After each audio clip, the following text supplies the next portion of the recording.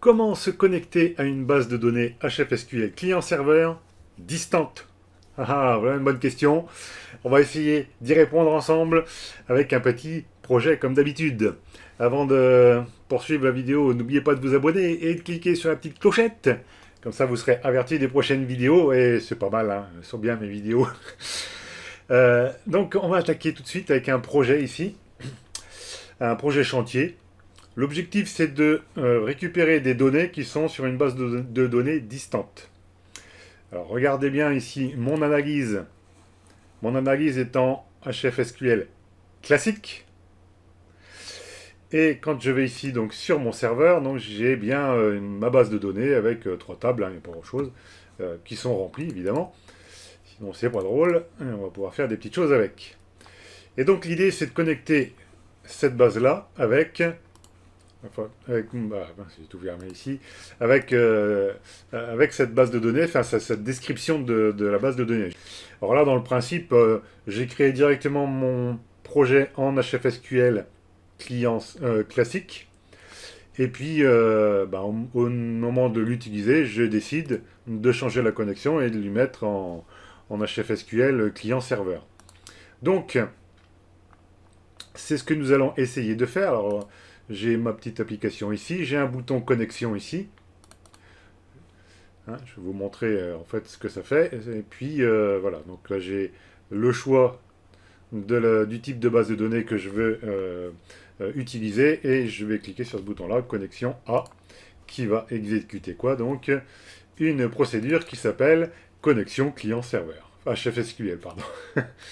HFSQL. Et là ici, donc je récupère le nom, enfin l'adresse IP du serveur que je viens afficher dans une petite barre d'état.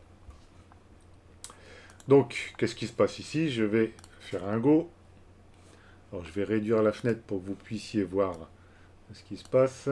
Donc là, ici, je clique là, je sélectionne. Alors, il faut que je fasse autre chose. Là, voilà. Je sélectionne. Donc là, j'ai mon bouton qui se met à jour. Et quand je clique sur le bouton, ici en bas à droite de la barre d'état, je vais avoir l'IP qui est connecté. Hein, voilà.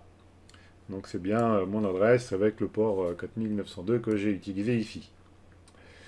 Une fois que je suis là, eh bien, je n'ai plus qu'à utiliser mon application. Donc par exemple, si je fais nouveau, voilà, il va bien récupérer des informations. Hein. Et donc là, nous, ce qu'on va essayer de faire, après, alors, je vais vous expliquer le code évidemment, hein. Et puis après, on essaiera donc de remplir une table avec ce qu'on vient de récupérer de la base de données. Alors la question qui vient, c'est Thierry, qu'est-ce que tu as dans ta fonction?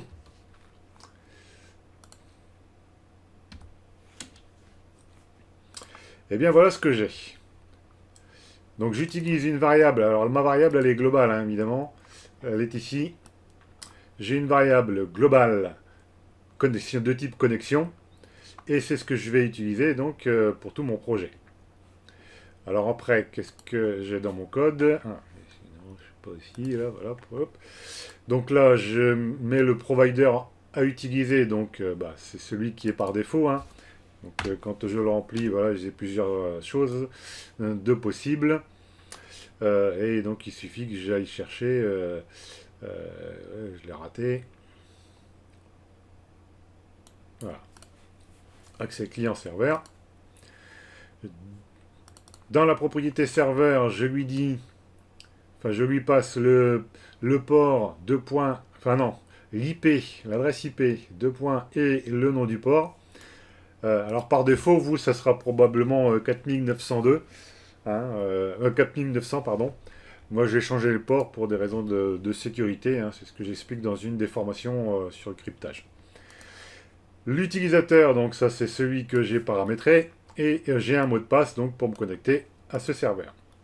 Ma base de données, on l'a vu, s'appelle BD Chantier, et je lui donne un accès en lecture-écriture. Donc là, pareil, on peut choisir le type d'accès qu'on veut, soit en lecture seule ou en lecture-écriture. Ensuite, alors là, je fais une petite redondance. Donc là, j'ai une fonction que je vais utiliser, c'est h change connexion, qu'est-ce que ça fait ça comme fonction, enfin comme travail, pardon. Donc là, si je fais ça, j'ai la possibilité de changer de connexion, soit un seul fichier, soit toute la base de données. Alors moi, étant donné que c'est une réplique parfaite de ma base de données qui se trouve sur mon serveur, je fais un changement pour tous les fichiers. Donc je mets l'étoile, et derrière, je vais mettre le nom de la connexion, donc que je viens de paramétrer. Voilà. Et donc si je fais, je récupère si c'est vrai ou faux, hein, si c'est faux, c'est que j'ai une erreur, je renvoie un code d'erreur. Donc là, je ne l'utilise pas là dans mon code, mais donc on voit bien ici qu'il y a un petit intérêt à contrôler les choses qui se font. Voilà, donc une fois que c'est fait, alors vous voyez ici j'ai serveur, hop, j'ai un peu trop loin là. Là ici j'ai donc le serveur, c'est ça que je vais afficher, hein. Ce que vous avez pu voir, c'est ça que je vais afficher. Donc on a vu que ça marchait bien. Maintenant ce que je veux c'est ici dans la liste, comment je fais pour récupérer la liste des catégories. Alors on va faire un champ table. On va juste faire un champ table. On va relier directement le fichier à la table. Donc les catégories. Bon, j'affiche tout. Hop. Je peux éventuellement lui dire qu'il y a une saisie. Autoriser la saisie en cascade. Suivant, suivant. Toc. Donc voilà le travail. Je fais une tentative. Je me connecte. Donc là, normalement, si je viens là, vous voyez, ça ne s'affiche pas. Il n'y a rien. Enfin, si je ne me suis pas connecté, donc il n'y a pas de données. Je me connecte.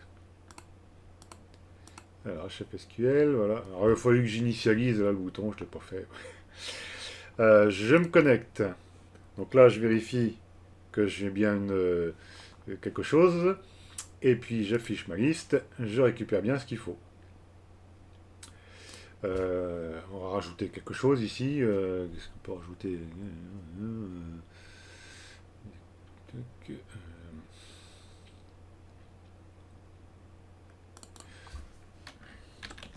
Allez, pays logiste.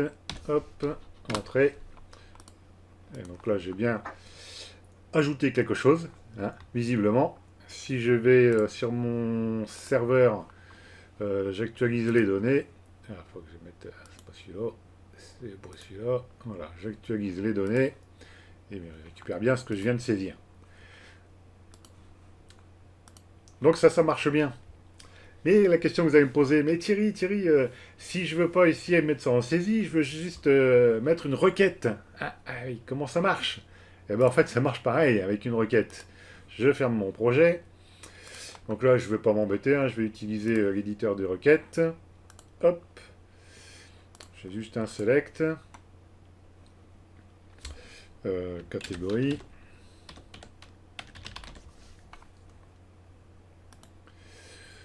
Je prends tout. Je fais OK. Je fais OK. Et puis donc, dans ma liste ici, je viens changer la connexion. Enfin, la liaison du contenu, là. Donc, je lui dis que ce n'est plus une catégorie, mais... Enfin, la table catégorie, mais la requête. Maintenant que j'ai changé la source, eh bien, j'ai plus qu'à faire OK. Et j'ai rien d'autre à faire, hein. Alors, je viens là, je fais un petit go. Je vais me connecter à ma base HFSQL, client serveur. Je me connecte, j'ai bien l'IP qui s'affiche, j'affiche la liste, et voilà le travail. Donc là, évidemment, hein, si je saisis autre chose, il ne va rien se passer au niveau de la base de données, hein. Donc là, si je viens là et que je rafraîchis, alors, il ne se passe rien, évidemment, parce que je suis sur une source de type résultat de requête et non pas directement dans la base, hein. Voilà. Donc là, d'ailleurs, si je relance l'application, vous voyez, il ne prend pas.